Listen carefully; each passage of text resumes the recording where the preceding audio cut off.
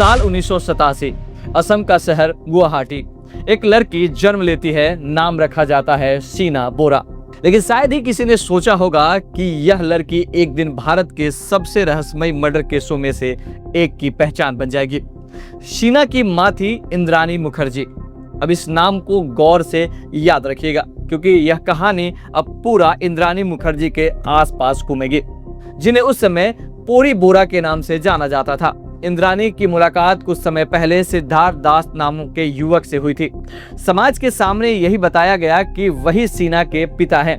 बाद में उनके घर एक बेटा भी हुआ, मिखाइल बोरा, यानी जो उनके पति हैं इंद्रानी मुखर्जी के सिद्धार्थ दास, उनके एक बेटा और एक बेटी हुई जिसका नाम मिखाइल बोरा और दूसरा का शीना बोरा।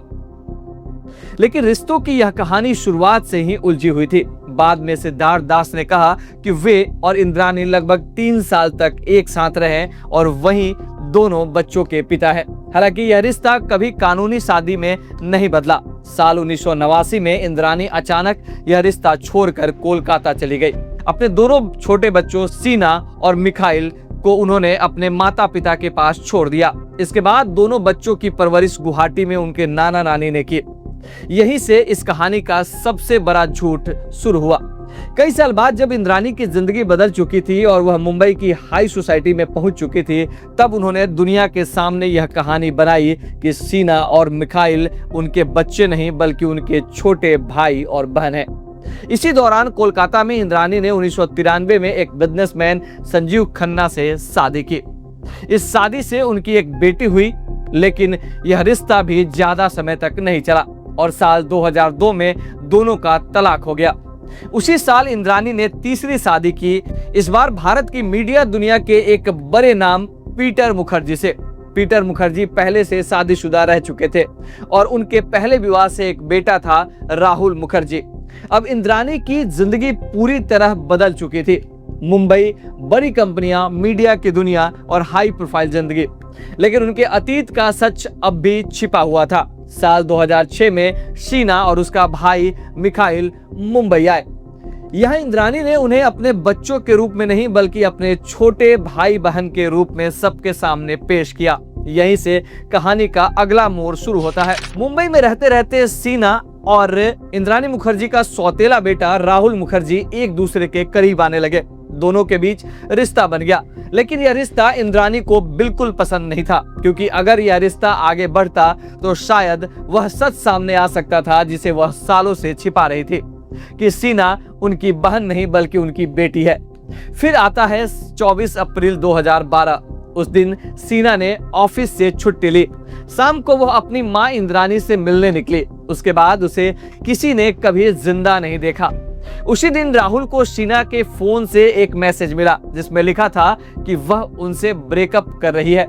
लेकिन राहुल को इस बात का शक था। उसने बार बार पुलिस से कहा कि शीना गायब है और उसकी तलाश की जानी चाहिए, लेकिन उस समय कोई गुमशुदगी की रिपोर्ट दर्ज नहीं की गई। इंद्रानी का कहना था कि शीना अमेरिका पढ़ने चली गई है और किसी से संपर्क नहीं रखना चाहती।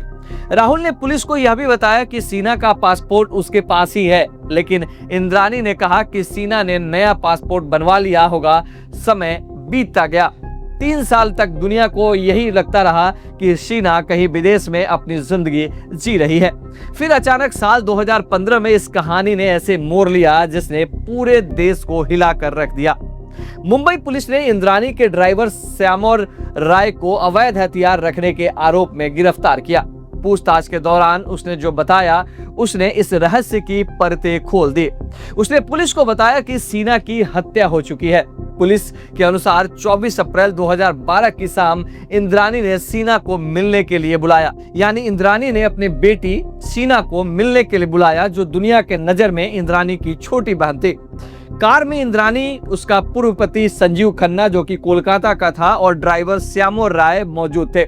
जांच के मुताबिक कार के अंदर ही शीना का गला दबाकर हत्या कर दी गई। इसके बाद शव को इंद्रानी के वर्ली स्थित घर लाया गया।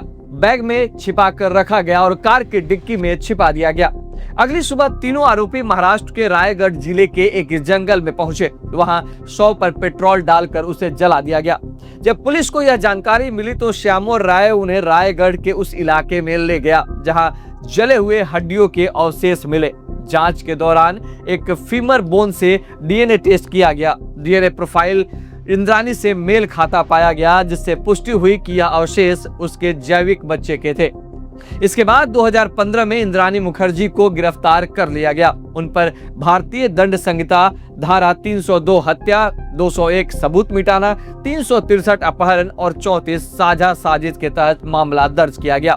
कुछ ही दिनों बाद कोलकाता से संजीव खन्ना को भी गिरफ्तार किया गया, जो उनके दूसरे पति थे। नवंबर 2015 में पीटर मुखर्जी को भी केस में साजिश के आरोप में गिरफ्तार किया गया, जो उनके तीसरे पति थे, यानी इंद्रानी मुखर्जी के तीसरे पति थे, जिनका बेटा राहुल मुखर्जी था।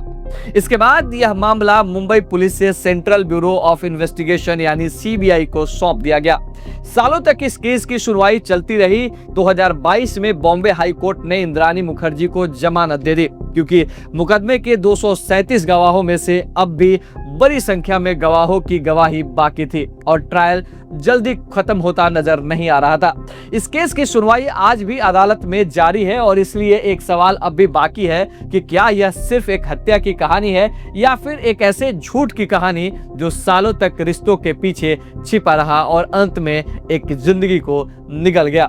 इस पूरे घटनाक्रम पे आपकी क्या राय है, आपकी क्या प्रतिक्रिया है, आप हमें कमेंट बॉक्स में लिखकर जरूर बताएं। साथ ही आपने अगर अभी तक हमारे चैनल को सब्सक्राइब या फॉलो नहीं किया है तो आप चैनल को सब्सक्राइब या फॉलो जरूर कर लें। और आप सभी को फिर से राकेश शांडिल्य की तरफ से बहुत बहुत धन्यवाद।